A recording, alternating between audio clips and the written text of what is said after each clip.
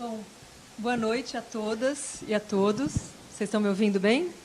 Sim, ok. Bom, eu sou Isabela Marcati, eu sou editora adjunta da Boitempo Editorial. Eu que editei o livro do Christian Laval e também do Christian Dunker. E, bom, eu estou aqui, vou explicar por que vocês acham que não estavam me esperando aqui. É o seguinte, a Silvia, que deveria participar do debate, não pôde vir, avisou há alguns dias, porque teve problemas pessoais. E o Renato Rovai, que deveria mediar esse debate, também não pôde vir, porque está com uma suspeita de H1N1. Enfim, só mais um dos fantasmas que nos assombram nestes tempos. Pelo menos esse não manda discurso por WhatsApp. Bom, então, esperando que o Renato não esteja com H1N1 e lamentando a ausência dos dois, eu devo dizer que é uma grande alegria para mim estar aqui essa noite, embora eu não goste muito de falar em público, mas pelo lançamento da Nova Razão do Mundo, ensaio sobre a sociedade neoliberal, que a Boitempo está lançando hoje. Esse é o evento que marca esse lançamento. É um livro da coleção Estado de Sítio, coordenada pelo Paulo Arantes, né? E a minha alegria de estar entre estes dois autores que eu editei, que eu tanto admiro, enfim, se espelha no prazer de editar esse tipo de livro. Mas antes de apresentá-los formalmente, eu queria aproveitar, visto que os editores, em geral, ficam nos bastidores onde deveriam ficar, mas visto que eu estou aqui, eu vou aproveitar para agradecer as pessoas que trabalharam nessa edição. Então, a Mariana Echalar, que traduziu o livro, o Frederico Ventura, que preparou o texto, estabeleceu o texto, a Thaís Rincos, que fez a revisão do texto, e o Newton Ota, que está aqui, que é o grande responsável pelo Christian estar aqui com a gente essa noite, e que foi muito generoso. Ele já conhecia a obra e ele foi generoso no sentido de ajudar a gente com a tradução, né? Os termos, enfim, onde a gente colocava gestão, o gerenciamento, coisas desse tipo, enfim, ele ajudou muito a gente nisso, e ele é o autor do texto da Orelha, e, como eu disse para ele, é um grande convite à leitura. Bom, eu também quero agradecer o Instituto Francês, que, inclusive, nos proporcionou a presença da Mariana Comparato, que vai fazer a tradução consecutiva, e também da revista Fórum, que ajudou a promover e a divulgar esse evento. Bom, o debate vai ser o seguinte. Depois que terminar a minha apresentação, eu vou passar a palavra ao professor Christian Laval, que vai falar por 20 minutos com tradução consecutiva, então ele vai fazer umas pausas para que a Mariana possa traduzir. Depois dos 20 minutos, então isso vai dar mais ou menos 40 minutos, né? Aí, depois disso, o Christian Dunker vai fazer umas considerações, umas perguntas. A palavra volta para o professor Laval para responder ao Christian, se for o caso, e depois a gente abre para o público fazer perguntas. Então, se vocês quiserem mandar por escrito, talvez seja melhor, porque esse evento tem que se encerrar entre 9h30 e 9h40, para que depois, quem quiser o autógrafo do professor Laval tenha tempo de pegar, porque o Centro Maria Antônia fecha às 10h em ponto. Ok? Bom, então eu vou apresentá-los formalmente, né? O Christian Laval é professor de Sociologia da Universidade Paris-Ouest-Nanterre-La Défense. É autor de L'Homme économique et serre sous les racines du néolibéralisme, lançado pela Gallimard em 2007, e também de um volume de História da Sociologia, L'Ambition sociologique, lançado pela Gallimard em 2012. Com o Pierre Dardot, que é coautor da Nova Razão do Mundo, mas que não pôde estar aqui, o Pierre Dardot vai apresentar o livro na Universidade Federal da Bahia, enquanto o professor Laval vai apresentar aqui em São Paulo e no Rio de Janeiro, na UFRJ. Bom, com o Pierre Dardot, ele é coautor da Nova Razão do Mundo, né, e de Marx, Prénom Car, lançado pela Gallimard em 2012, e Comment Essai sur la Révolution au XXIe siècle, lançado pela Découvert em 2014. Essa era terrível. 21e siècle. Bom. Merci. Bom, atualmente eles estão escrevendo sobre a radicalização do neoliberalismo após a crise de 2008.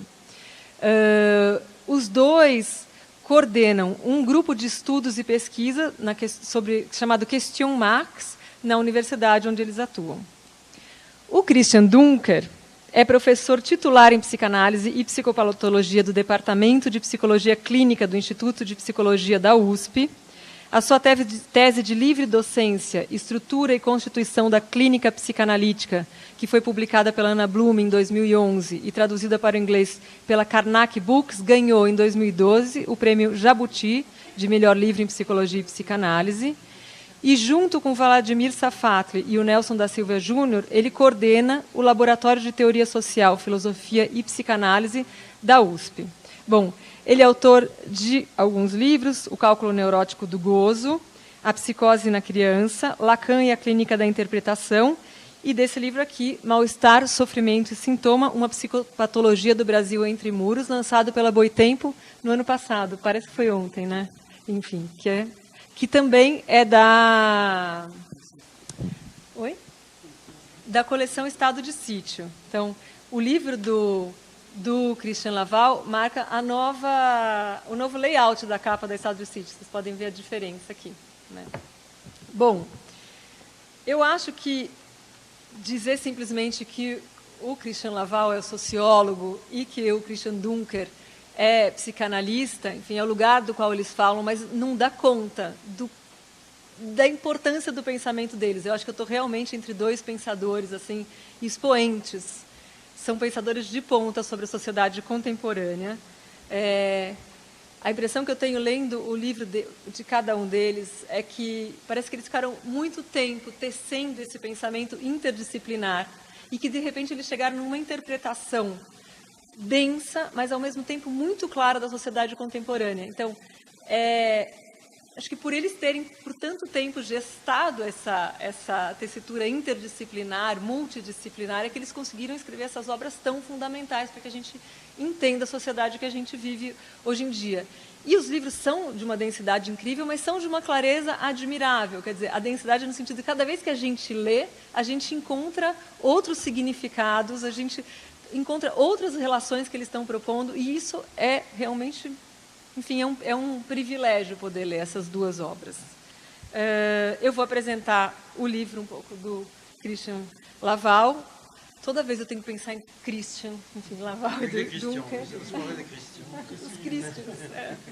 Bom, A Nova Razão do Mundo foi escrito em 2008, em plena crise financeira, né? E foi lançado na França em 2009.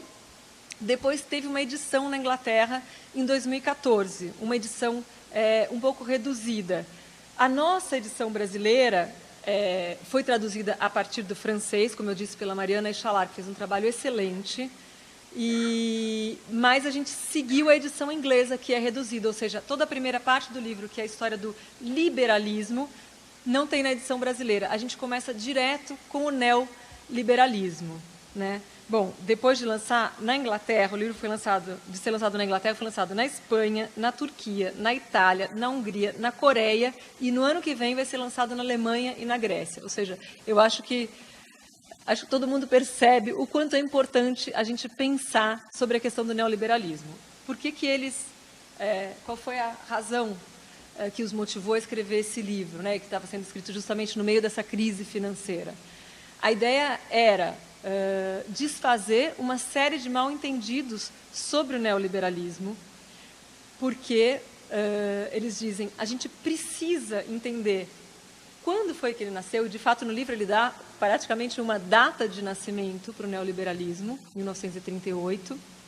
A gente precisa compreender, então, como ele nasceu, o que ele tem de peculiar, o que é esse do neoliberalismo, né? O que ele tem de peculiar, o que ele é, tudo isso para que a gente possa, de fato, combatê-lo. Ele diz, falta um pouco à esquerda essa compreensão do que é o neoliberalismo. Então, eles se aprofundam nisso. E aí, basicamente, a tese do livro não é um spoiler, vocês vão poder ler o livro assim, vai ser maravilhoso do mesmo jeito. O neoliberalismo não é uma ideologia, nem é uma economia política, mas é uma racionalidade, isso é assustador, que atravessa de fato toda a sociedade e, portanto, estrutura a forma como os governantes atuam e também como os governados se colocam na sociedade. Então, uma coisa que toma a própria subjetividade contemporânea, né? Essa é a tese do livro. Desculpa a síntese grosseira, mas enfim, é um pouco isso. Agora eu vou pedir licença para vocês, antes de passar a palavra a ele, para ler um trechinho do prefácio à edição brasileira, que essa foi outra alegria para a gente da Boitempo, que ele a gente propôs e ele rapidamente topou escrever um prefácio para a nossa edição. E quando veio esse prefácio, até falei para o Newton, era emocionante, porque parecia de fato que ele estava falando do que a gente está passando no Brasil neste momento. Por isso, acho assim, um livro imperdível, a gente precisa ler. É isso, também uma outra coisa que eu disse para o Newton, precisa sair só da academia esse livro, ele precisa chegar nos movimentos sociais, ele precisa ser discutido, porque eu acho que é uma ferramenta importante para a gente refletir e para a gente se contrapor à crise que a gente está atravessando. Então, vou ler um trechinho desse prefácio, e depois eu passo a palavra ao professor Laval. Bom, a ação coletiva se tornou mais difícil, porque os indivíduos são submetidos a um regime de concorrência em todos os níveis. As formas de gestão na empresa, o desemprego e a precariedade, a dívida e a avaliação são poderosas alavancas de concorrência interindividual e definem novos modos de subjetivação. A polarização entre os que desistem e os que são bem-sucedidos mina a solidariedade e a cidadania. Abstenção eleitoral, dessindicalização, racismo, tudo parece conduzir à destruição das condições do coletivo e, por consequência, ao enfraquecimento da capacidade de agir contra o neoliberalismo. O sofrimento causado por essa subjetivação neoliberal, a mutilação que ela opera na vida comum, no trabalho e fora dele, são tais que não podemos excluir a possibilidade de uma revolta antineoliberal de grande amplitude em muitos países. Mas não devemos ignorar as mutações subjetivas provocadas pelo neoliberalismo que operam no sentido do egoísmo social, da negação da solidariedade e da redistribuição e que podem desembocar em movimentos reacionários ou até mesmo neofascistas. As condições de um confronto de grande amplitude entre lógicas contrárias e forças adversas em escala mundial estão se avolumando. A esquerda somente poderá tirar partido disso se souber remediar a pane de imaginação que vem sofrendo. Acho isso maravilhoso, né? Bom, agora eu vou passar a palavra finalmente ao autor. Merci.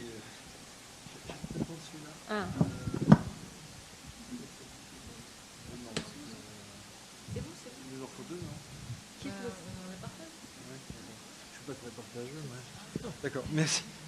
Merci beaucoup Isabella de cette très généreuse présentation. Merci à vous toutes et tous d'être présents. Je remercie très particulièrement toute l'équipe de Boitempo, en particulier Ivana. Je sais que la traduction de ce livre a été un peu difficile pour diverses raisons. Mon voyage, mon séjour ici n'ont pu avoir lieu que grâce à des volontés, à des intentions et à des actes extrêmement généreux. Et je suis très touché d'être ici ce soir avec vous.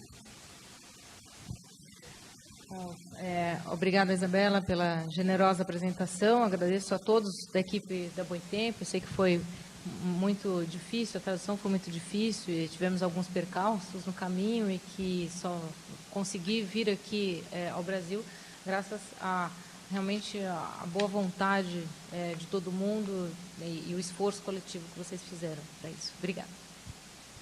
Je n'oublie pas dans mes remerciements la traductrice qui va avoir la très grande difficulté de traduire mes propos. Je remercie également Christian Dunker qui va faire le commentaire et la discussion de mes propos.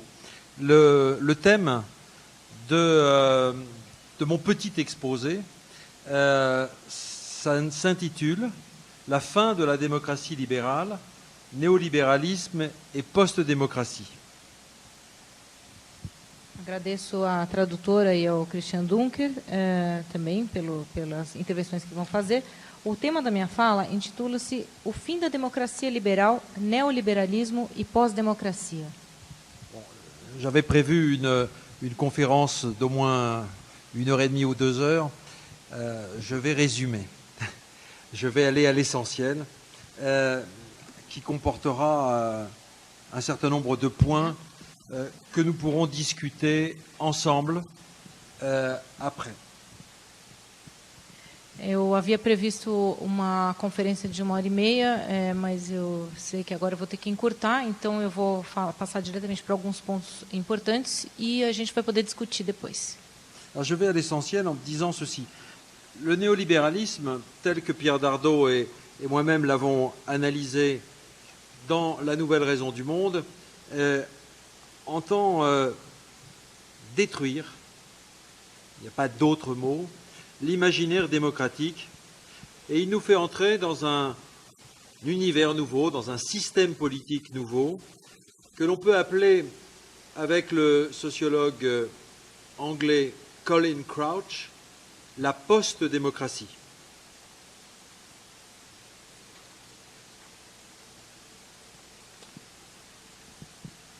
O neoliberalismo ele ameaça a destruição do imaginário democrático. E no meu livro, juntamente com o Pierre Dardot, a gente fala sobre isso, que é a questão de destruir o imaginário democrático, que nos faz entrar num sistema político novo, que é o da pós-democracia, ou como ele escreve, a democracia, a-democracia. En fait, dans l'ouvrage La Nouvelle Raison du Monde, que j'espère vous apprécierez, nous utilisons une expression qui est un peu moins radicale, qui est celle de dédémocratisation. C'est-à-dire qu'en fait, nous analysions, quand nous avons écrit le livre, en 2008-2009, nous analysions le processus comme un processus donc de sortie progressive de la démocratie. Aujourd'hui, en 2016, nous pensons qu'il faut aller plus loin et parler d'un régime ou d'un système d'après la démocratie. Na obra A Nova Razão do Mundo, a gente usa uma expressão um pouco menos radical, que é a da desdemocratização, que é retomada por Andy Brown, que é uma saída progressiva da democracia. Alors en fait, nous vivons une période paradoxale à l'échelle du monde. À l'échelle du monde, on pourrait dire d'un côté qu'il y a de plus en plus de pays formellement démocratiques, de plus en plus de pays où il y a rituellement des élections qui sont plus ou moins libres.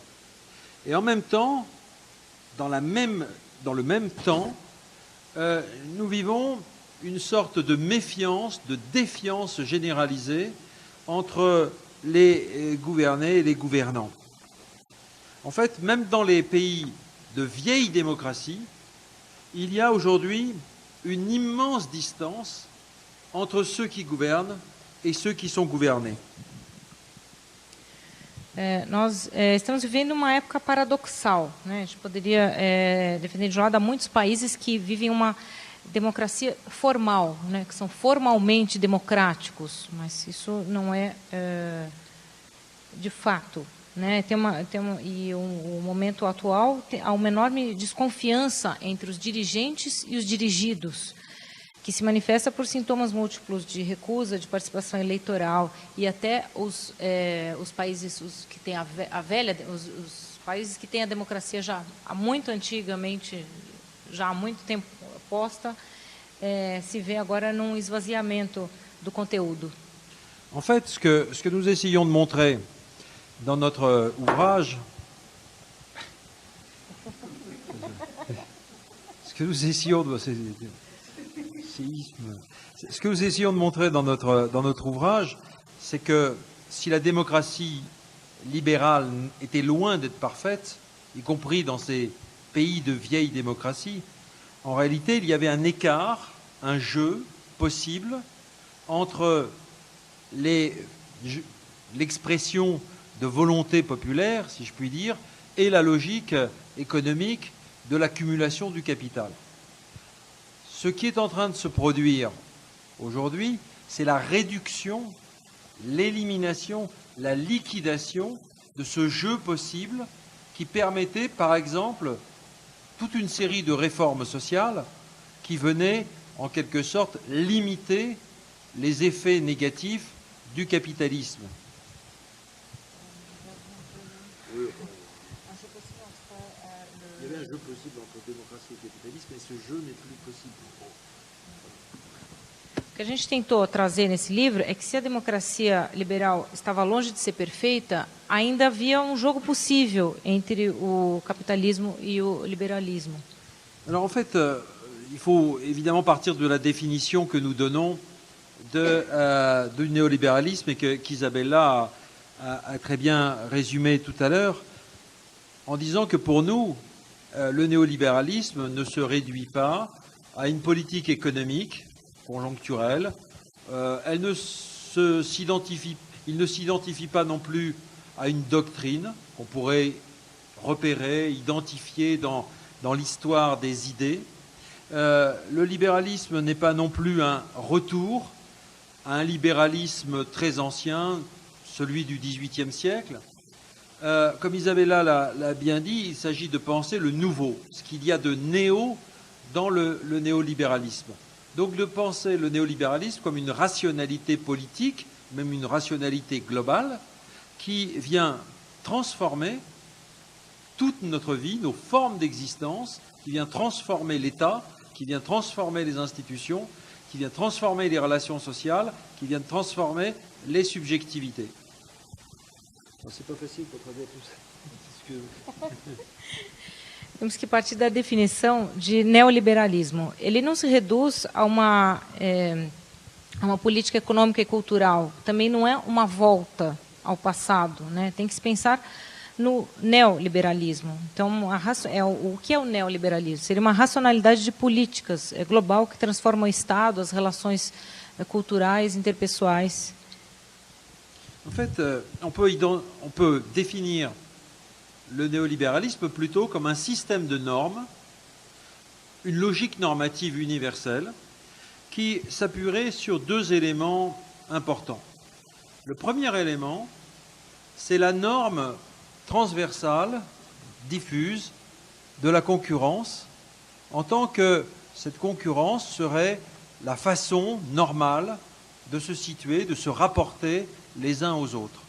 Donc concurrence universelle d'un côté, et de l'autre côté, et c'est un corrélat, c'est une sorte de lien nécessaire, d'un autre côté, ça serait l'imposition du modèle de l'entreprise.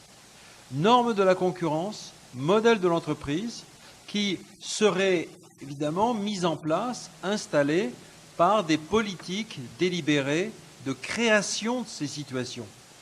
En gros, on pourrait dire avec les sociologues qu'il s'agirait de créer des situations de marché ou des situations de mise en concurrence dans lesquelles les individus auraient à s'adapter.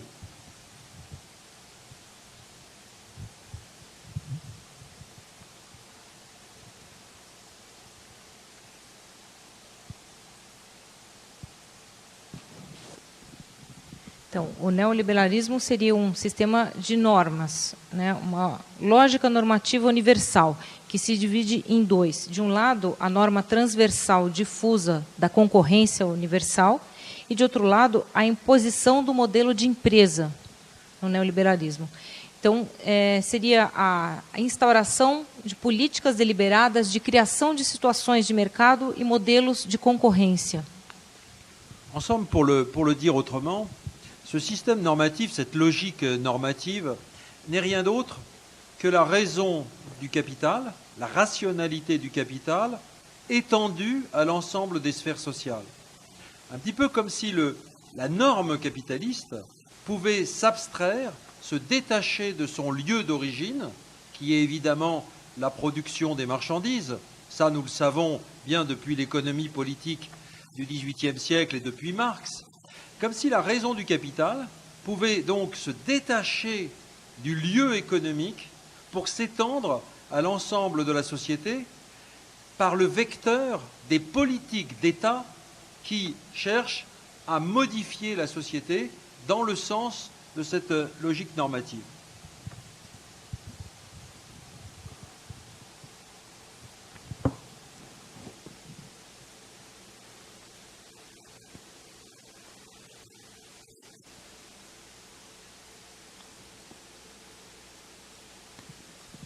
De outra forma, esse neoliberalismo seria a racionalidade do capital estendida às outras esferas sociais, ou seja, ele se destacaria da produção econômica, da produção de bens pelo vetor de políticas estaduais e se estenderia a todas as outras esferas da sociedade, buscando mudar a sociedade no sentido dessa lógica normativa. Deux conséquences ou deux remarques que l'on peut faire à ce propos. Première remarque, sur le terrain de la sociologie, si vous voulez, on se rend compte que le sociologue allemand Max Weber allait finalement un peu plus loin que Marx lorsqu'il avait parlé d'un esprit du capitalisme qui pouvait justement se détacher de l'accumulation du capital pour former un cosmos social dans lequel les individus auraient à vivre. Il avait donc saisi de façon assez remarquable que le capitalisme pouvait se transformer en une norme de vie, en une norme d'existence, une norme de pensée qui pourrait aller jusqu'à modifier la façon de vivre. Dans le langage sociologique de son temps, on parlait d'habitus. Le capitalisme pouvait devenir un habitus qui concernerait toutes sortes d'activités, toutes sortes de relations que nous avons les uns avec les autres, l'amitié, l'amour, la famille, etc. Et donc, il y a là quelque chose qui trouve, avec le néolibéralisme, une actualité assez intense. Excuse-moi.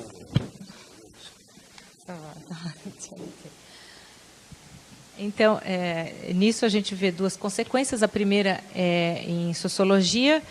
Ele diz que Max Weber ele foi mais longe, né, do que o Marx, quando ele fala na antecipação, que ele antecipou, né, algumas grandes evoluções históricas. Então, ele fala do espírito do capitalismo, que seria capaz de sair do corpo da economia, que é o que ele falou agora há pouco, para se impor em todos os ambientes e compor, assim, cosmos social, né, no qual vivem os indivíduos. Então, aí que ele estava falando, né, que ele poderia se transformar numa norma de vida, uma norma de existência, uma norma de pensar, regulando todas as relações, amor, amizade, etc. Un autre fait historique fondamental que l'on repère avec le néolibéralisme, c'est que, en réalité, contrairement à ce que beaucoup de gens ont pensé, ce néolibéralisme n'est pas seulement, ou n'aime pas d'abord l'expansion du marché au détriment, aux dépens de l'État. Ce n'est pas simplement un retrait de l'État qui laisserait le marché se répandre dans la société. En réalité, les choses sont plus compliquées, en même temps plus intenses et à certains égards plus tragiques. C'est l'État lui-même qui se transforme sous l'effet de politiques qui visent précisément à faire de cet État un État entreprise, un État managérial, comme disent les Américains, un corporate state. O neoliberalismo não é só a expansão do mercado em detrimento do Estado, ou seja, uma redução do Estado, o Estado sairia de cena para o liberalismo agir. Não, é mais complicado, é mais trágico. É o próprio Estado que se transforma por meio das normas em neoliberalismo. Et d'une certaine façon, cet État ne peut plus du tout être pensé, finalement comme le bras public, si je puis dire, d'une volonté populaire. L'État, en fait, n'est plus alors que le médiateur des contraintes du capitalisme, mais aussi cet État qui s'est transformé en intériorisant les normes néolibérales. De sorte qu'on ne peut plus mettre face à face le marché, qui serait plus ou moins bon ou plus ou moins mauvais, et l'État qui défendrait une volonté populaire, puisque cet État, en réalité, est celui-là même qui est en train de désactiver les ressorts de la démocratie, qui est en train de tuer, finalement, la citoyenneté dans ces définitions diverses qu'elle avait acquises au XVIIIe, au XIXe siècle et au XXe siècle. Faut dire désactivation de la démocratie du fait d'un État qui est devenu l'État entrepreneurial, en fait. Voilà. Managérial, enfin, je ne sais pas comment on peut dire le terme managérial. Ele usa termo que é muito usado nos Estados Unidos, né? Que ele fala no corporate state, né? Que ele traduz por Estado gerenciador, Estado administrador, que então o Estado seria como ele agiria como uma empresa, né? Ele não tem mais, ele deixa de levar em consideração os anseios da população, das pessoas que escolheram, as pessoas que estão ali, né? Num Estado democrático, e ele age como se fosse uma empresa. Ele desativa, ele mata a cidadania. Un des symptômes, si je puis dire, je parle devant un psychanalyste, un des symptômes de cette situation nouvelle, c'est précisément que l'État managérial donc, est fondé sur un principe de légitimation qui n'est absolument plus la légitimation populaire, la légitimation par le peuple, mais une légitimation par l'entreprise. Au fondement de l'État entrepreneurial, de l'État transformé en entreprise, il y a toujours l'entreprise. C'est-à-dire qu'on a un État au service de l'entreprise et qui le dit sans cesse, qui ne cesse de le répéter. Un État qui fait de la compétitivité un principe de droit public ou un principe constitutionnel ou quasi constitutionnel. Et ceci, on le voit partout dans le monde entier.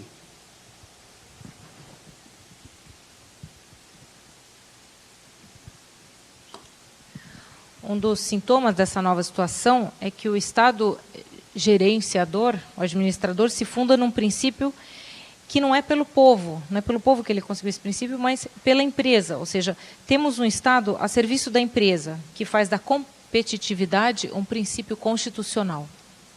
Alors, je voudrais, pour être rapide et nous contenter de donner les grands points de la première partie de la conférence. Cette première partie est intitulée « De quelques aspects de la post-démocratie néolibérale ». Je vais donc énoncer des points qui me paraissent cruciaux pour caractériser la période que nous vivons. Eu tive que resumir um pouco a palestra, então eu vou me ater à primeira parte. Nessa primeira parte, eu vou enunciar pontos que me parecem cruciais para definir esse neoliberalismo. A primeira parte se intitula Sobre alguns aspectos da pós-democracia neoliberal. Alors, d'abord, je crois qu'il est important tout de suite d'identifier un trait historique, une marque historique qui demeure encore aujourd'hui, qui est comme une couche sédimentaire profonde des politiques néolibérales. Je crois qu'il faut rappeler la nature profondément antidémocratique du projet néolibéral initial tel qu'il se formule dans les années 1930. O primeiro ponto que é importante identificar é um traço histórico, que é um um sedimento, né, para esse liberalismo. Então, e esse traço é a natureza profundamente antidemocrática de quando foi instaurado, já nos anos 30, o neoliberalismo. Les premiers néolibéraux, donc ceux qui vont composer le premier corpus doctrinal, sont des gens qui se méfient, qui ont peur de la démocratie, ou qui ont peur de ce qu'on appelait à l'époque les masses. Ortega y Gasset, par exemple, justement, était un penseur conservateur qui a beaucoup inspiré les néolibéraux de l'époque et qui voyait justement dans les masses une menace pour les libertés, pour la créativité, l'invention artistique, etc. Os primeiros neoliberais são pessoas que têm medo das massas, né? Eles não sabem como elas podem se dirigir. Então ele cita o pensador conservador, por exemplo, Ortega y Gasset, que considera que as massas são uma ameaça, porque elas oferecem a oportunidade ao povo de interferir na ordem natural e cultural das coisas. Voilà, la démocratie des masses sont une menace parce que elles risquent de perturber l'ordre naturel des choses, et en particulier de perturber le fonctionnement du marché. Pour Hayek, Frédéric Hayek, donc l'un des grands néolibéraux, qui sera fondateur de la Société du Mont Pèlerin, etc., et qui jouera un rôle extrêmement important dans la diffusion du néolibéralisme, pour Hayek, l'ordre spontané du marché est le fruit d'une lente évolution historique, une lente sélection des normes et des mœurs, et une évolution qui risque à tout moment d'être arrêtée ou de régresser si les masses, par la voie de l'élection, décident de prendre des mesures, par exemple, de justice sociale. Então, é isso, né? O Ortega y Gasset tinha medo da interferência das massas na ordem natural e cultural das coisas, em especial do mercado, né? Aí ele fala também do Hayek, do Friedrich Hayek, que, para quem a ordem espontânea do mercado, que era fruto de uma lenta seleção histórica das normas e dos costumes, corre o risco a todo momento de ser destruída pela intervenção brutal e destruidora das massas por meio do voto. En réalité, pour un Hayek, la doctrine même de la souveraineté du peuple contient toujours, en gros, un risque, plus qu'un risque, contient en réalité une évolution vers le totalitarisme. Parce que la doctrine de la souveraineté du peuple ne peut aboutir qu'à reconnaître au gouvernement élu par le peuple un droit d'intervenir de façon illimitée dans les affaires de la collectivité au gré des majorités électorales. Et donc de perturber les lois fondamentales de l'économie, la liberté personnelle, la liberté d'entreprendre et surtout la propriété.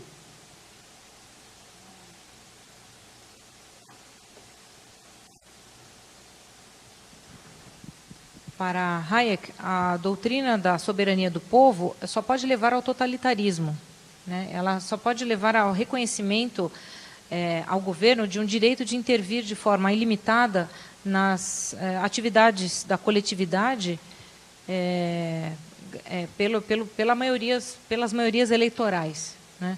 E o valor supremo é a liberdade individual, que é uma faculdade é uma faculdade deixada aos indivíduos para se criar por eles mesmos num domínio, numa área protegida, ou seja, manter a sua propriedade et non la liberté politique. Alors, le point important, au fond, et la conclusion qu'on peut en tirer, c'est que pour les néolibéraux, et Hayek n'est pas tout seul, pour les néolibéraux de ce genre, le peuple ne doit jamais s'occuper d'économie. Il faut retirer, en quelque sorte, au peuple le droit d'intervenir dans une économie dont les principes doivent être constitutionnalisés, c'est-à-dire être rangé au plan d'une loi suprême qui ne peut être en aucun cas modifiée par le résultat d'une élection. A conclusão é que o para os neoliberais desse tipo, o povo não pode intervir na economia, né? A economia tem que ser uma lei suprema que não pode ser como se fosse uma cláusula pétrea da nossa Constituição, né? Que não pode ser modificada pelo voto. Et alors, on en arrive au deuxième trait plus actuel, c'est que on se rend bien compte que le néolibéralisme accorde une supériorité normative absolue aux faits économiques, une supériorité normative sur tout choix collectif exprimé par les urnes. Vous pouvez voter ce que vous voulez. Vous pouvez voter pour la gauche, pour la droite, pour le centre. Ce qui importe, en réalité, c'est que vous respectiez des lois économiques supérieures. O segundo traço é o de que o neoliberalismo concede uma superioridade normativa absoluta à economia com relação a qualquer escolha coletiva expressa pelas urnas. Ou seja, você pode votar direita, esquerda, centro, o que importa é que as regras econômicas não mudem. En réalité, ce n'est pas, comme on le dit souvent avec la mondialisation, ce n'est pas seulement la souveraineté nationale qui est limitée par les contraintes globales. Cela va beaucoup plus loin. C'est en réalité l'activité politique elle-même, en tant que domaine de confrontation des opinions et des choix collectifs. C'est l'activité politique elle-même qui est désactivée, qui est désamorcée, qui est en réalité annulée par le primat, la supériorité absolue de la norme économique.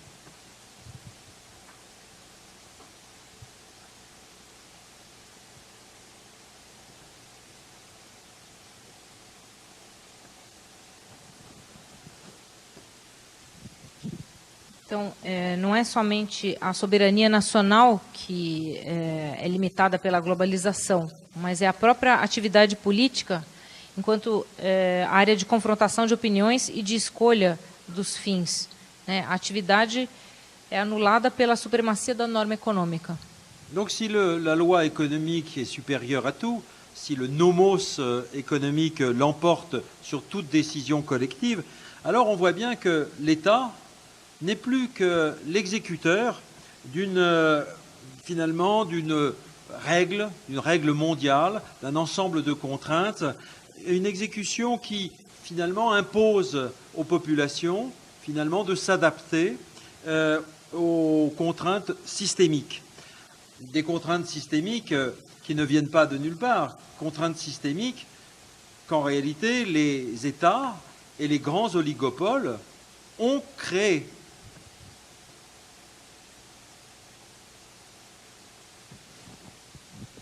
Então, e se essa lei econômica é superior a todos, então o Estado é apenas o executor dessas regras. Ele apenas obedece o que está escrito, né? Essas limitações, impondo. E o povo tem que se adaptar. O povo tem que receber essas regras e se adaptar. São essas limitações sistêmicas. Alors le troisième trait qui me semble extrêmement important pour le sujet que nous traitons, le troisième trait concerne les rapports entre les gouvernants et les gouvernés. La démocratie libérale présupposait, sinon une prééminence du droit public sur le droit privé, du moins une séparation des sphères. Ce que Hegel avait bien repéré en son temps et surtout ce que Marx avait remarqué, souligné et critiqué. Marx qui disait que finalement les hommes dans les sociétés bourgeoises vivaient dans deux univers différents. L'univers idéal de la citoyenneté et l'univers prosaïque et profane des intérêts privés. O terceiro traço tem relação com a modificação das relações entre os governantes e os governados. A democracia liberal pressupunha uma certa preeminência do direito público sobre o direito privado, pelo menos uma separação das esferas, né? Então ele fala também que o Hegel havia claramente percebido isso e Marx era um grande crítico disso. Marx, qu'on vivait dans deux univers différents, un univers idéal que vivíamos em dois universos diferentes, né? O universo ideal da cidadania et donc un monde profane, prosaïque des intérêts privés. E o mundo profano, prosaico da realidade da economia. Oui, en gros, il disait d'un côté enfin, chacun de nous est divisé, scindé entre le citoyen et l'individu privé. Et d'une certaine façon, pour lui, il y avait là une expression d'une aliénation qu'il fallait réduire, mais réduire pas à la manière néolibérale, qu'il fallait réduire précisément par l'extension de l'activité politique à l'ensemble des sphères d'activité. En gros, pour Marx, l'idée, c'est qu'on sortira de cette division citoyen-homme privé par la socialisation des moyens de production et la démocratisation de la production. Le néolibéralisme, c'est le contraire. C'est la sortie de cette scission, c'est la réduction de cette division, mais par l'extension générale, finalement, des intérêts privés. Para Marx, cada indivíduo é cindido entre o cidadão e o indivíduo privado, né? Então havia uma alienação e a ideia era como sair dessa alienação seria pela socialização dos meios de produção e de democratização da produção, que é o contrário do neoliberalismo. En réalité, ce que cette démocratie libérale, avec tous ses défauts, toutes ses limites, permettait, c'était un rapport du citoyen au bien public, disons-le comme ça. C'est-à-dire, au fond, une sollicitation faite aux citoyens de participer aux affaires publiques et de participer à la définition de ce qui était bien pour la collectivité. Or, la rationalité néolibérale, en réduisant finalement cette division, fait que l'individu n'est plus qu'un individu privé. C'est la privatisation, non pas seulement des entreprises, c'est la privatisation de tous les individus. Com essa democracia permitiria uma relação do cidadão com o bem público, participar da decisão do que seria bom para a coletividade, mas com o neoliberalismo ele simplesmente se tornaria apenas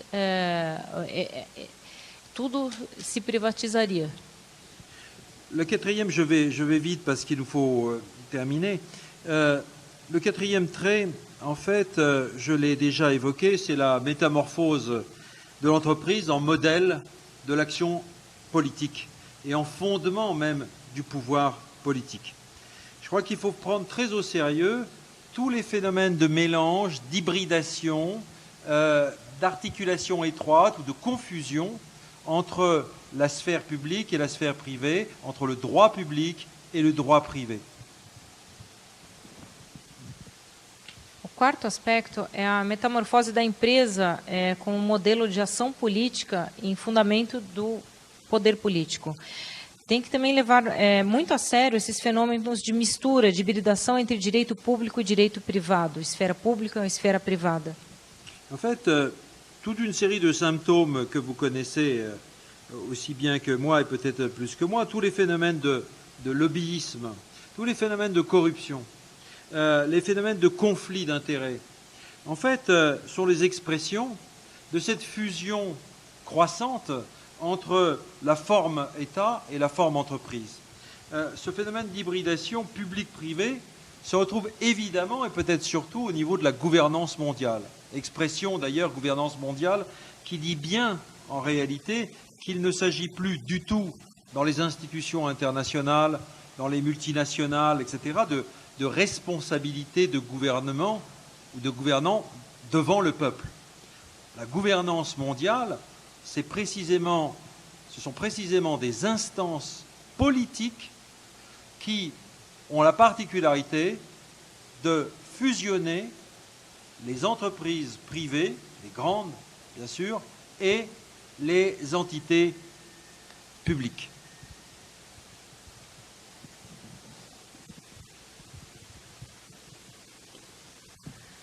Vocês conhecem bem aqui, também no Brasil, né, todos os fenômenos de lobby, corrupção, eles são a expressão dessa fusão crescente entre Estado e empresa.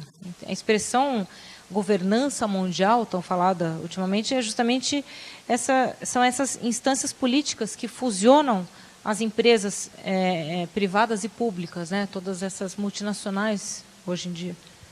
Le dernier point que je voudrais relever pour terminer cette présentation, c'est qu'il faut bien voir que aujourd'hui nous assistons à une dépolitisation de la politique. Une dépolitisation de la politique, ça veut dire, à certains égards, une économicisation de la politique. En réalité, désormais, les choix collectifs donc, sont déterminés par des contraintes systémiques qui sont liées à la gouvernance, qui sont liées à des impératifs de rentabilité, de compétitivité, etc. Que peut dire le peuple, que peut dire le suffrage universel devant des non-choix, finalement des pures contraintes techniques? Il s'agit en réalité de choisir des gestionnaires, de choisir des managers. Et la gauche mondiale, social-démocrate, à peu près partout dans le monde, finalement, s'est intégrée à ce jeu, s'est intégrée à cette logique normative et se présente devant les électeurs, on le voit particulièrement en France, se présente devant les électeurs comme finalement des meilleurs gestionnaires de contraintes qui sont les mêmes pour tous. En d'autres termes, au nom du réalisme, il n'y aurait de choix que de l'adaptation, c'est-à-dire un non-choix. Il s'agirait de s'adapter à une réalité qu'on ne peut pas transformer.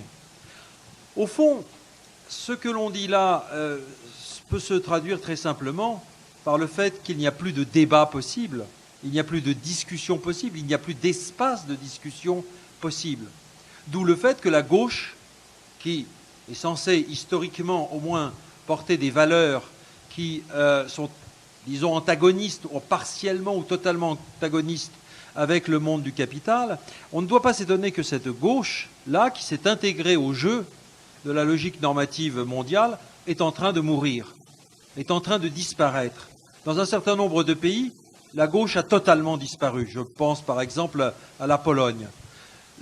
Nous ne sommes pas très loin, dans un certain nombre de pays d'Europe, nous ne sommes pas très loin, au fond, de cette disparition assez rapide et assez surprenante de la gauche dite réformiste. Je m'énerve parce que dès que je parle de la gauche, je m'énerve. Então, o último ponto que eu queria falar é que estamos assistindo a uma despolitização da política e uma economicização. Então, são, na verdade, escolhas determinadas pela economia, são limitações técnicas. É a isso que está se resumindo a política hoje em dia. Então, a gente não escolhe mais presidentes, etc., a gente escolhe gerentes, administradores, né? E a esquerda social-democrática integrou-se a esse jogo. Ela se apresenta hoje em dia como um melhor gerente, um melhor administrador dessas todas essas limitações que já estão postas e colocadas na mesa. Então, isso é uma adaptação, né? Isso é uma não escolha. Nas palavras dele, não há um debate possível. A esquerda, que tinha valores antagonistas ao capitalismo, está desaparecendo e até mesmo em alguns lugares já desapareceu, como, por exemplo, a Polônia. Mais pour conclure, évidemment, ce régime post-démocratique, ce système post-démocratique, évidemment, ne se laisse pas imposer sans réaction. Le peuple, pour parler vite, n'est pas passif. La société, je dirais, a horreur du vide politique. La technicisation, l'économicisation, en réalité, laisse la place à de nouvelles émergences, à de nouvelles formes politiques, pour le meilleur et pour le pire.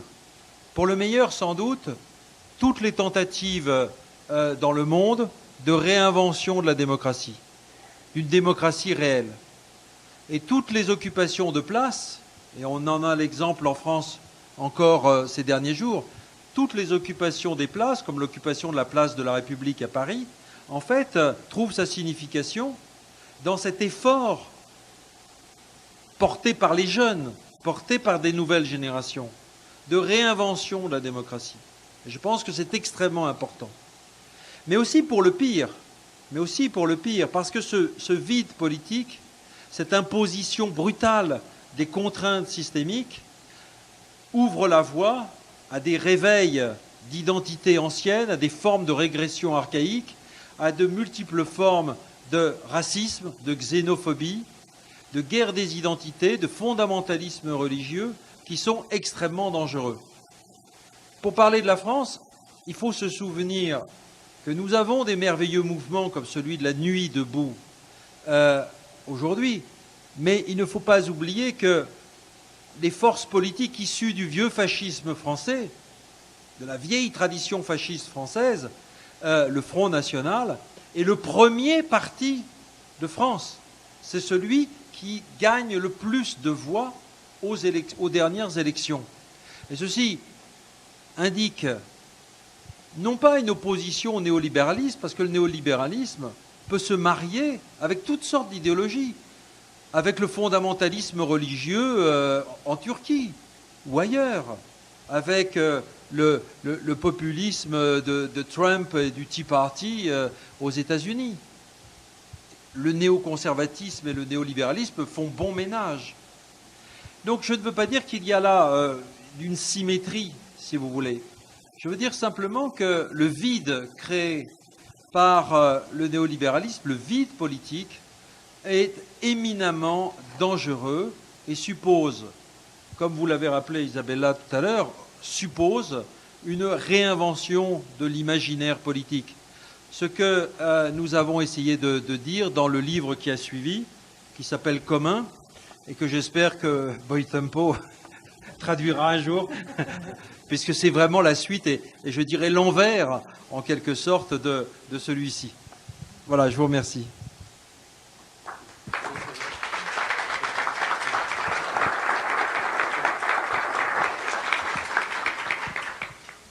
Então, para concluir, eu queria dizer, ele disse que o povo não está passivo, né? A sociedade tem horror ao vazio político. Então, ela busca novas formas políticas, para o bem e para o mal. Para o bem, tem as novas tentativas de democracia, tem as ocupações dos espaços públicos para protestar, e que encontram seu significado pelo esforço dos jovens de reinventar a democracia. Para o mal, é que eles acordam os ranços, né, da sociedade que estavam guardados, enfim, a xenofobia, o fundamentalismo religioso, o racismo, há movimentos ótimos, mas não se deve esquecer dessas forças políticas, né? Então ele estava falando de um partido que é de extrema direita na França, que é o Front National, que ganha cada vez mais adeptos na França. E o populismo de Trump também, né? Enfim, a gente está vendo agora nos debates.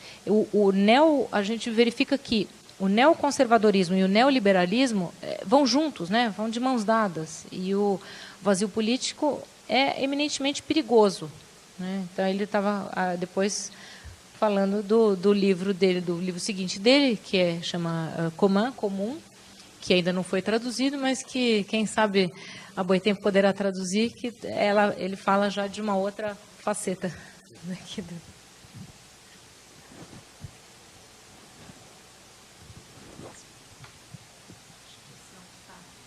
Bom, obrigada pela apresentação. Agora eu vou passar a palavra para o Christian Dunker. Obrigado, Isabella. Queria agradecer o convite da Boitempo e ao Christian pela oportunidade de discutir o trabalho dele. Eu tenho duas perguntas. A primeira vem da forma como a gente chegou à obra do Christian Laval e do Pierre Dardot, a partir das nossas pesquisas no laboratório Teoria Social, Filosofia e Psicanálise lá da USP. Nós partimos da constatação de uma mutação nas formas de sofrimento que atravessavam os diferentes setores do universo clínico. E uma mutação que implicava um deslocamento do sofrimento organizado pela oposição entre proibição e obrigação para o eixo determinado pela potência ou pela impotência. Ou para um deslocamento da proibição, obrigação, para a potência, impotência. Uma crise que foi percebida pela psicanálise, como uma espécie de instabilização das suas racionalidades diagnósticas. E isso podia ser mais ou menos datado a partir dos final dos anos 70 e início dos anos 80, com a emergência de um grande objeto que define a forma globalizada de sofrer, que é o DSM, é o sistema DSM, produzido pela Associação Psiquiátrica Americana e exportado para o resto do mundo a partir dessa data. Caracterizado, entre outras coisas, pelo expurgo da psicanálise, da histeria, da paranoia e de uma série de outras formas clássicas de sofrer. A gente, então, começou a procurar que teoria social estaria à altura de pensar essa mutação. E nós intuíamos que devia estar em algum lugar entre Foucault e Honneth. E foi nesse momento que a gente encontrou a obra do Laval. E ela, de fato, correspondia, ela conversava com o conjunto de problemas que a gente precisava resolver. Então, a minha pergunta é basicamente sobre isso, sobre o estatuto do sofrimento no neoliberalismo. A começar pela maneira como o neoliberalismo parece fazer a gestão dos afetos políticos.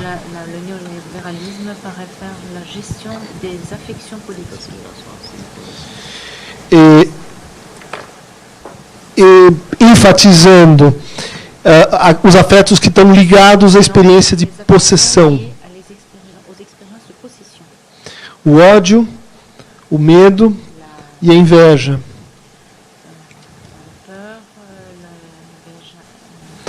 Esses afetos, ou então indiferença.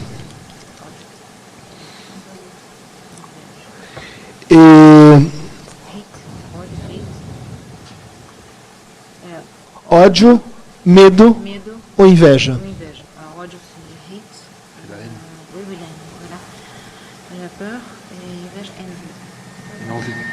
E uma curiosa... Realmente deu um branco. Inveja? C'est pas l'envie. En anglais, envy. Envy. Jaloux. No Brasil, a gente tentou pensar essa dinâmica dos afetos a partir de uma estrutura fundamental que é o muro. O muro como instrumento de segregação e de incitação desses afetos.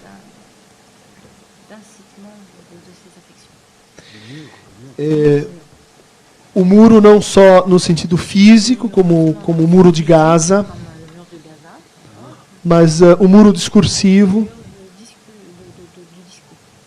o muro da indiferença, o muro da invisibilização do sofrimento,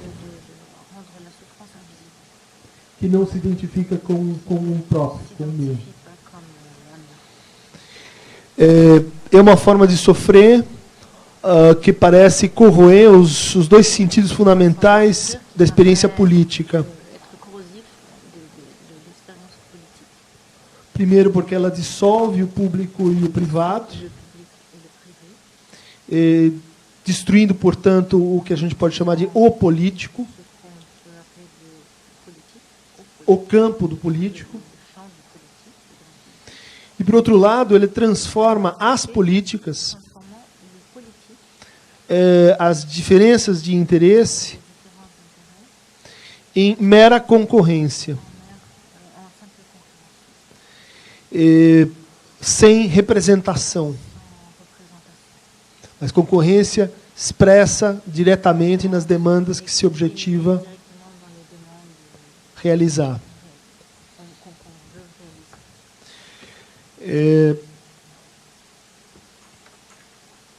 isso nos fez buscar na obra do Christian Laval uma solução mais fundamental para como o neoliberalismo realmente afeta a maneira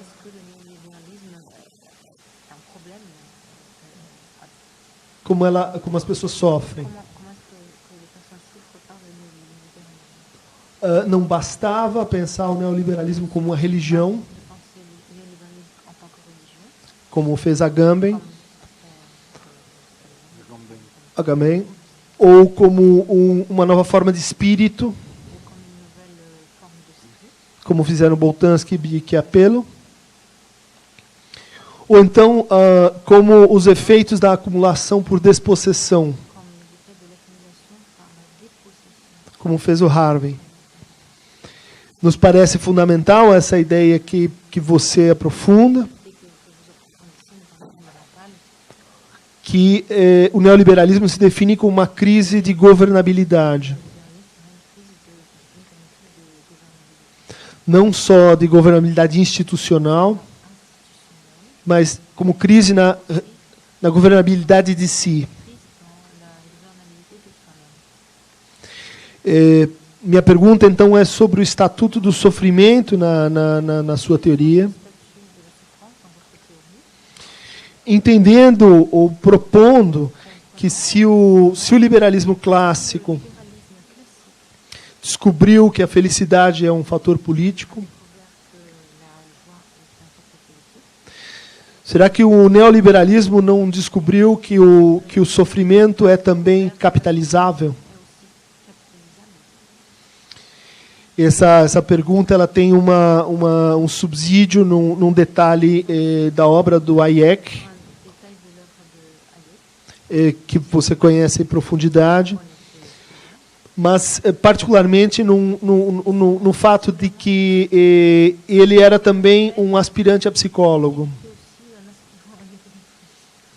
Ele tinha essa dúvida se ele fazia economia ou psicologia.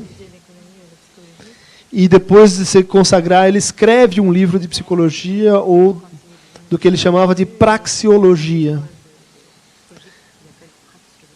Ou seja, uma espécie de núcleo psicológico do neoliberalismo.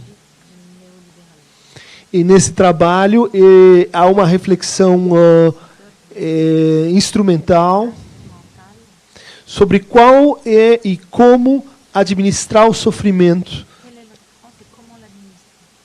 tanto do ponto de vista institucional e político, quanto na vida, no trabalho. Ou seja, um claro reconhecimento de que o sofrimento pode ser transformado em força produtiva. Que é possível pensar modalidades de trabalho propositalmente orientadas para produzir sofrimento. E, com isso, incitar o princípio da concorrência e o princípio de uma espécie de autonormatividade do gozo. A segunda colocação diz respeito... Segunda pergunta, se eu tenho tempo ainda...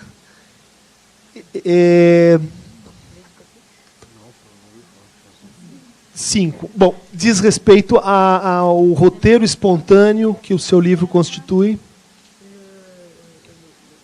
Um roteiro espontâneo, um script, para a leitura da situação brasileira. Não digo assim contemporânea, mas digo desta semana. Onde está para ser votado, está em processo um impeachment, que é declaradamente pensado como uma crise de governabilidade, onde o argumento enunciativo que move esse processo é que a presidente governou mal. que ela não produziu os resultados, que ela não fechou o quarter, que ela não seguiu o budget.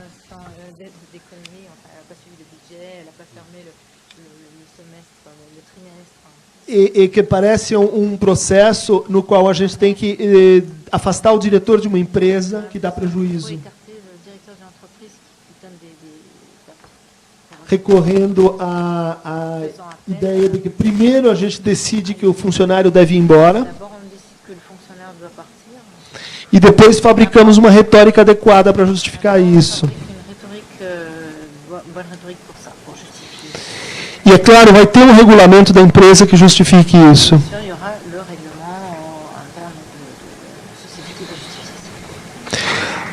Há várias formas de pensar esse processo, mas a forma que parece assim, mais chocante e evidente a partir do seu trabalho é de como esse processo ele desdemocratiza. Ele não leva em conta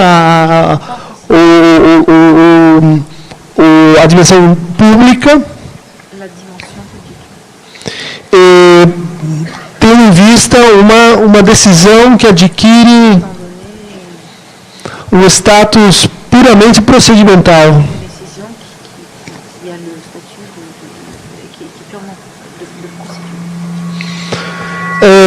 O fiel da balança, o fiel da balança não é a dissolução aí da fronteira entre o público e o privado.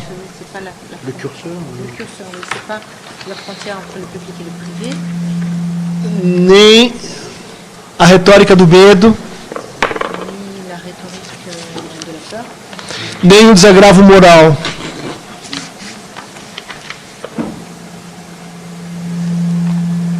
Que nos tornou,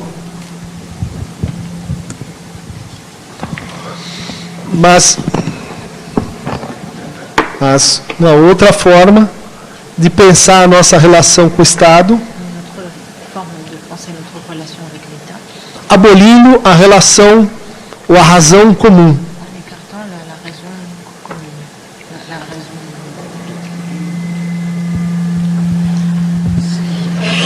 As forças ocultas estão interrompendo a minha fala. Merci pour ces questions. Donc, je vais essayer de répondre. On a un peu de temps ou... Donc, je demande à Isabella qui... 5 minutes. On a 5 minutes pour répondre à toutes ces questions. C'est formidable. Non, mais... É só porque depois a gente abre para vocês fazerem perguntas. Vocês preferem que ele responda e que não se abra a pergunta para o público? Oui, d'accord, je réponds rapidement. Il y a des questions dans la salle. Non, ils ont dit que... Qu'il préfère que vous répondiez à la question et pas de questions du public. D'accord, bien. Sinon, on peut partir à quelle heure? On doit quitter la... 10 minutes pour parler. You have 10 minutes to speak, and then we can finish because they said they want to listen to you instead of doing We have to leave the room. We have to leave the room because you can autograph the books. Oh, yes, okay. Bon, oui, merci beaucoup pour ces questions. Pour ceux qui découvriront le livre, ils comprendront mieux pourquoi cette question et aussi pourquoi elle vient d'un psychanalyste. C'est qu'en réalité, dans la dernière partie du livre, nous avons consacré un chapitre à la question du sujet néolibéral, la fabrication du sujet néolibéral. C'est-à-dire que pour nous, le néolibéralisme donc, est un système de normes qui va jusqu'à modeler les pratiques, les conduites, mais également à refaçonner d'une certaine façon les sujets.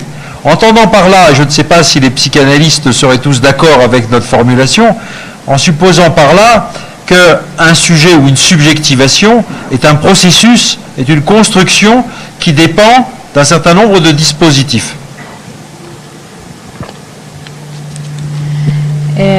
A explicação nessa pergunta é que, na última parte do livro, vocês poderão descobrir, a gente fala da fabricação do sujeito neoliberal. Então, eu não sei se todos os psicanalistas vão concordar com isso, mas a gente diz basicamente que Oui, fabrication du sujet néolibéral, qu'il est justement une subjectivité qui peut se transformer, se construire en fonction de dispositifs. Uma subjetividade que pode se construir em função de dispositivos. Donc en fait, ce qui nous a intéressé, c'est justement, comme le disait Christian, de partir de la souffrance.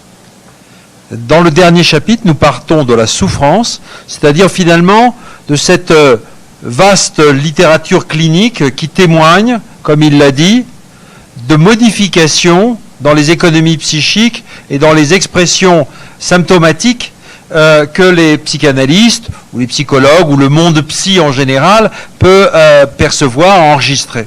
Et pour nous, ça a été extrêmement intéressant donc de partir de là pour remonter aux dispositifs qui, dans les entreprises, dans le monde du travail, dans le monde de l'école et partout dans la société, donc, peuvent précisément avoir ces effets de souffrance.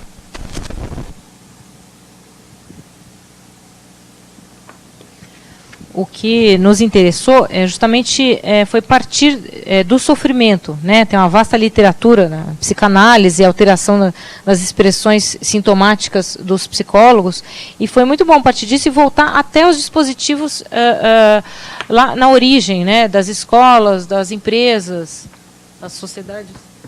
Mais justement, la souffrance n'est pas seulement un effet. Et je suis tout à fait d'accord avec vous pour penser la souffrance comme une fonction, comme un élément, comme un ingrédient qui fait partie du mode de gouvernement néolibéral.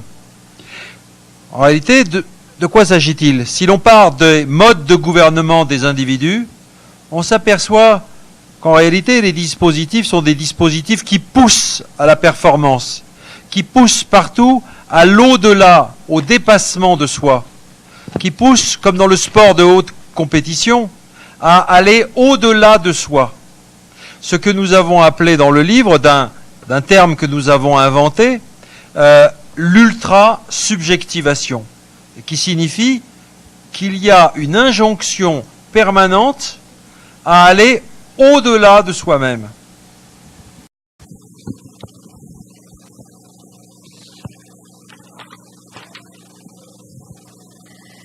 Que o sofrimento não é só um efeito, ele é um elemento, um ingrediente no modo de governo neoliberal, né? Então, a gente verifica que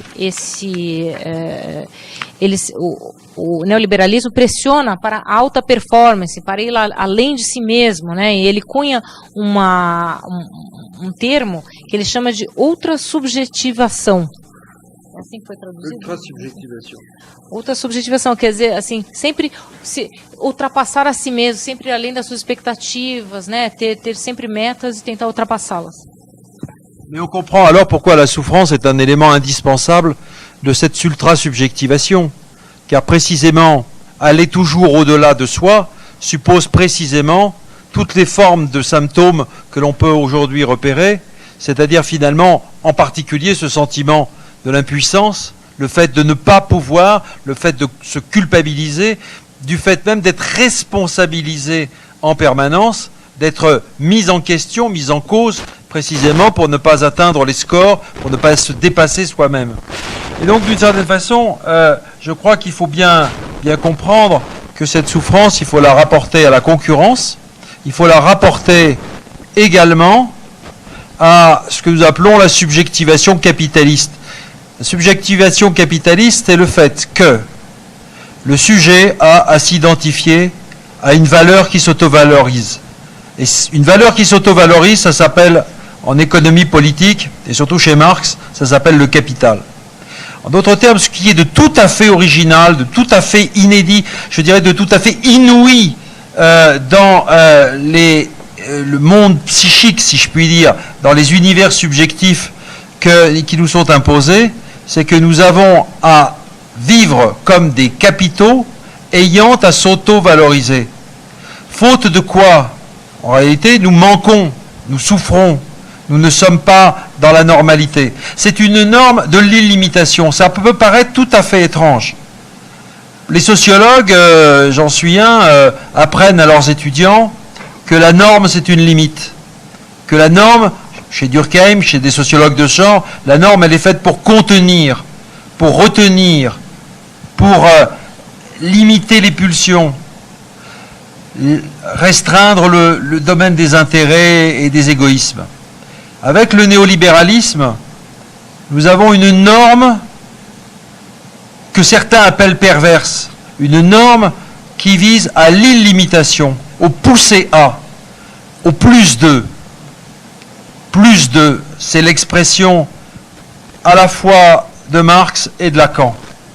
Et je pense que Lacan avait particulièrement compris que chez Marx, la logique du plus de, du toujours plus de, pouvait s'étendre précisément au fonctionnement psychique.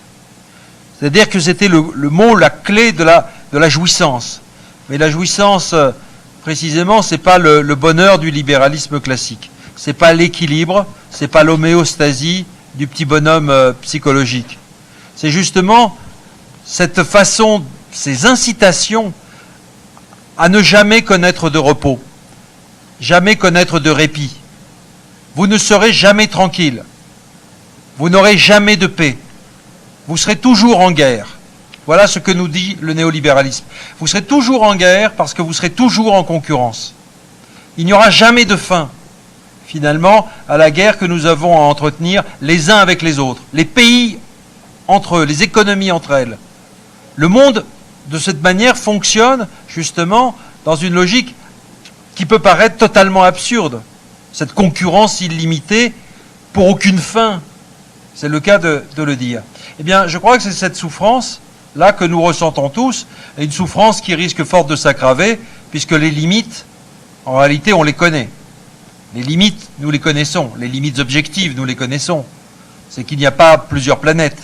Il n'y a pas plusieurs vies non plus. Et donc, nous savons parfaitement ce qu'il en est de la finitude. Mais nous avons un système de normes néolibéral qui, précisément, est en train de nier toute limite et d'imposer comme norme l'illimitation, qui est en réalité l'illimitation du capital devenu sujet, devenu forme subjective.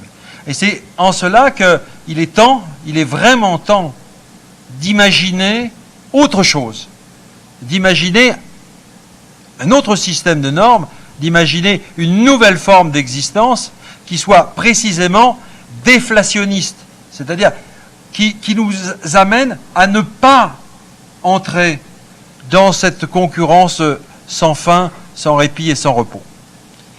Voilà, j'ai été un peu long. Moi aussi, je suis pris par l'illimitation.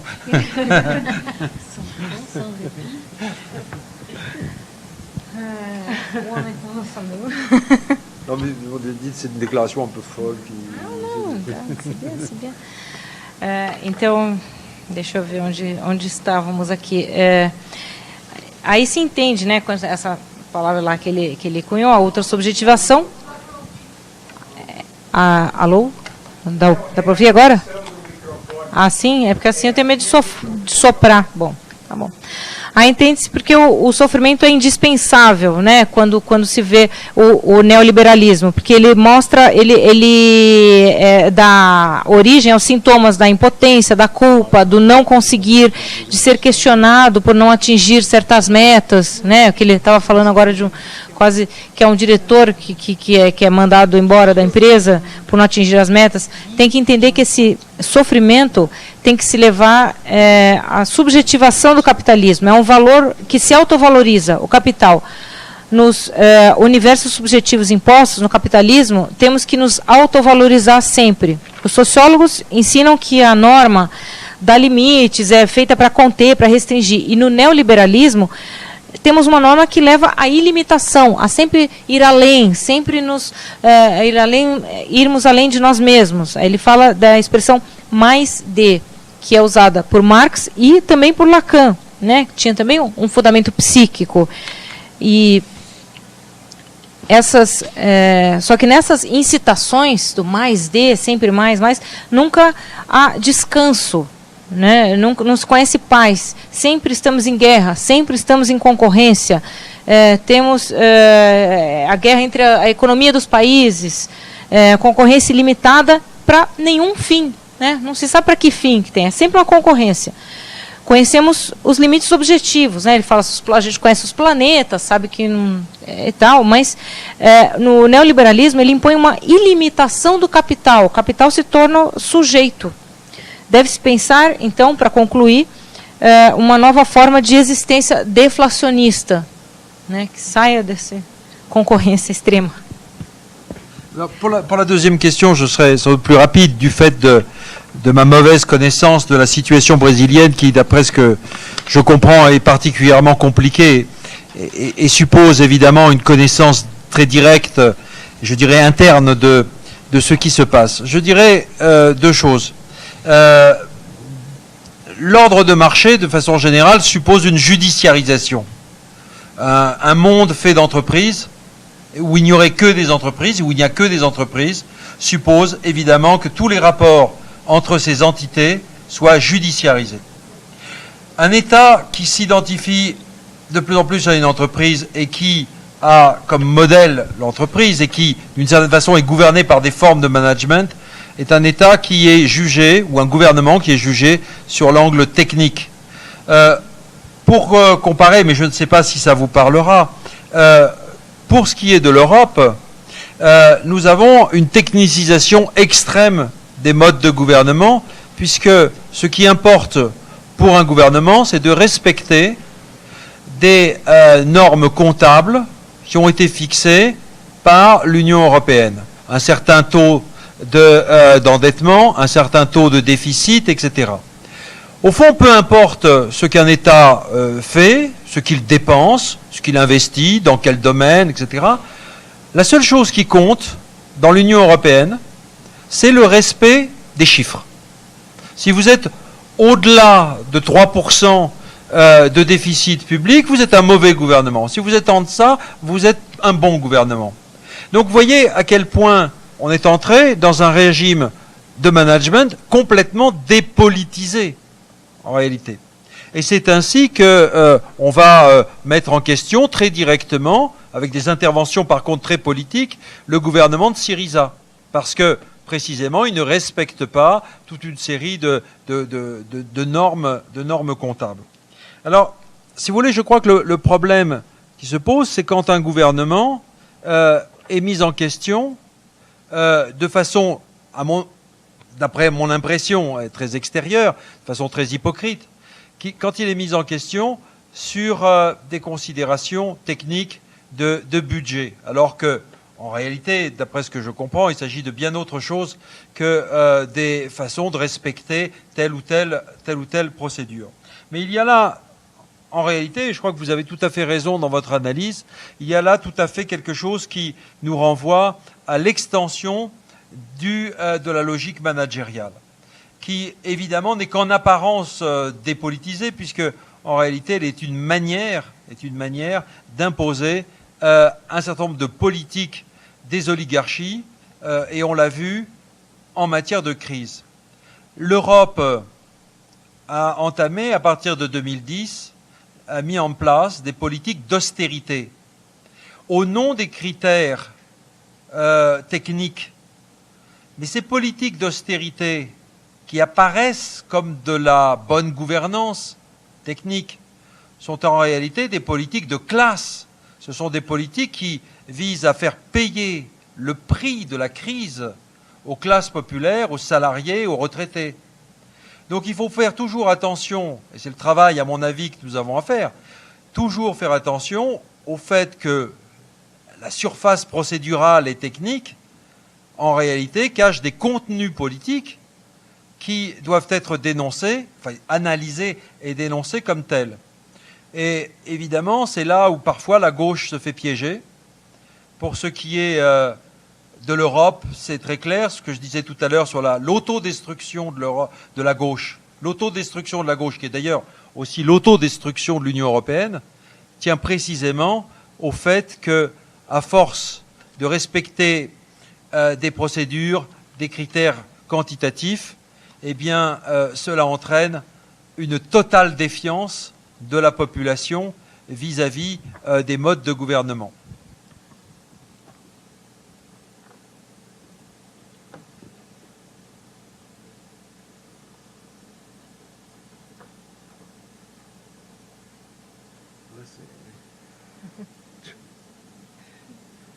J'ai fait trop là.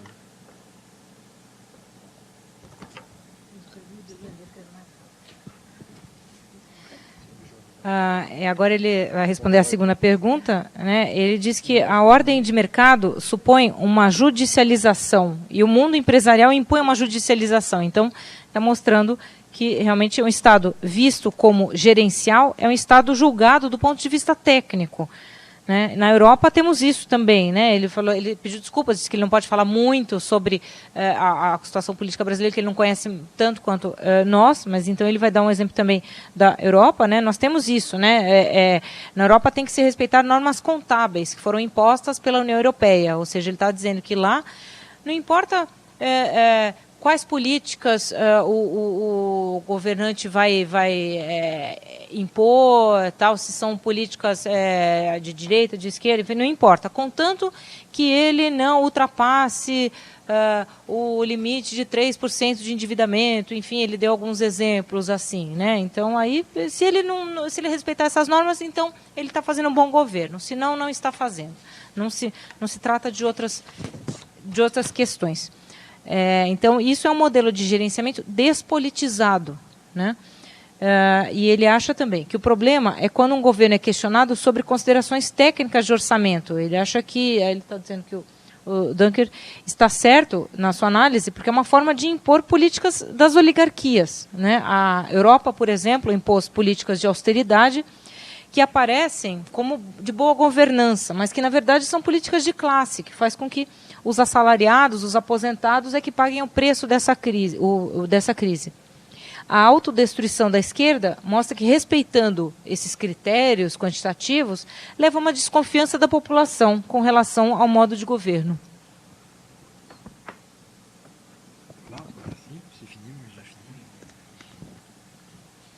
Bom, gente, a gente tem agora, são 15 para as 10. Então, a ideia seria agora que quem quisesse, a gente encerraria por aqui, em vez de abrir para o público. Quem quiser autógrafo do professor Laval, os livros estão ali, poderia pedir. Bom, para quem quiser ainda, e do Dunker também, desculpa. Bom, quem quiser ouvi-lo ainda aqui em São Paulo, ele vai estar, eu acho, aberto ao público, na Faculdade de Filosofia, Letras e Ciências Humanas da USP, amanhã, às 19h30, no auditório 8 do prédio de Filosofia e Ciências Sociais, e quinta-feira, também às 19h30, no auditório 24 do prédio de Filosofia e Ciências Sociais. E o Christian também está envolvido num debate sobre neoliberalismo, né, no laboratório. Você quer passar? No sábado, às 10 horas. Sábado, às 10 horas da manhã. Também na FEFELESH, lá no prédio da Filosofia da USP. Então, acho... Da USP. Essa discussão, enfim, não tem fim, né? Espero que vocês tenham gostado. Eu agradeço a presença de todos. Agradeço imensamente o Christian Dunker, o professor Christian Laval e a Mariana, que sou... Bom, obrigada.